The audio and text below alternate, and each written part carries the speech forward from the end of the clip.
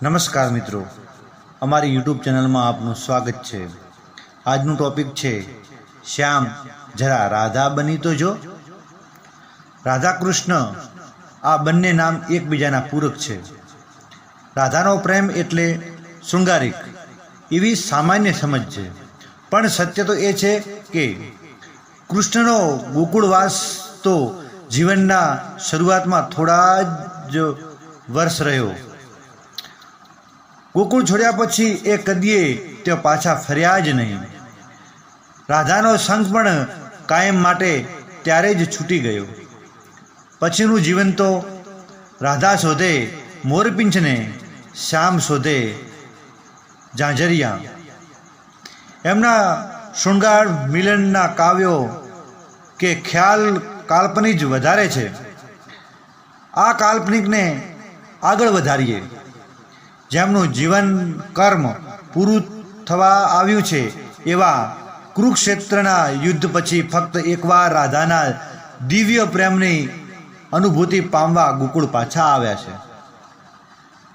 તીવ્ર ઉત્કંઠાથી શ્યામ વિરહમાં ઘેલી બની ભટકતી રાધાને અહીં જ ક્યાંક ખોવાયેલા બંસીના સૂરને, કુંજ ગલીઓમાં ખોવાયેલા એમના મનની મિરાંતને શોધે છે। બીજું કંઈ તો નથી જડતું, પણ એક કદમ વૃક્ષ નીચે બેસીને યમુનાના વહેતા જળને જળતાથી તાકી રહેલી રાધા મળે છે। રાધાને ઝંઝોળતા કૃષ્ણ કહે છે, સખી હું તારો માધવ। ત્યારે શૂન્ય નજરથી એને તાકતી રાધા યોગોથી મૌન શબ્દો બોલી ઉઠે છે, તમે તો કૃષ્ણ છો, મારો માધવ તો મોરપિંછને સોહતો। તમે તો હીરા માણેક મોતીથી જડેલા મુગટધારી, મારા શ્યામના હાથમાં બંસી અને હોઠ પર વહેતા સ્નેહના સૂર, જ્યારે તમે તો સુદર્શન ચક્રધારી।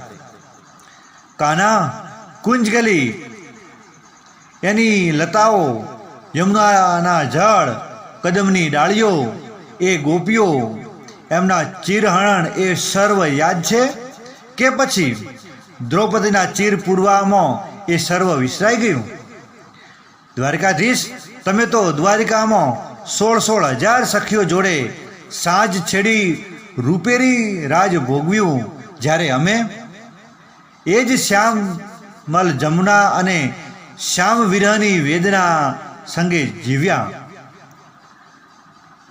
ત્યાં તો એકવાર પાછળ ફરીને જોયું હોત તો તને ઝંખના અને જુરાપાના અર્થ સમજાત। કુરુક્ષેત્રમાં અર્જુનને ગીતાની કથા સંભળાવનાર શ્રી કૃષ્ણ જીવતરની વ્યથા તને શું સમજાય? તે મને હૃદય વગી રાખી એટલે જ વરદાન આપ્યું કે કૃષ્ણની પહેલાં રાધાનું નામ મુકાશે અને રાધા કૃષ્ણ સાથે જ પૂજાશે। પણ સખા, તને શું ખબર કે મારે તારે સંગ પૂજાવું નહોતું, પણ આ આખું તારે સંગ જીવવું હતું। મને તો તું જોઈતો હતો તારું કૃષ્ણત્વ નહીં। કૃષ્ણ જો તું પાછો અવતાર લે ને તો મને ન મળતો, અને જો મળે તો મારી પ્રીતના આવા પારખો ન લેતો। મારી આ પીડાને પામવા શ્યામ જરા રાધા તો બની જો। મિત્રો, વિડીયોને લાઈક કરજો, તમારા મિત્રોને શેર કરજો, અમારી આ યુટ્યુબ ચેનલને સબસ્ક્રાઈબ કરજો। ફરી મળીશું એક નવા ટોપિક સાથે। જય દ્વારિકાધીશ, જય શ્રી કૃષ્ણ।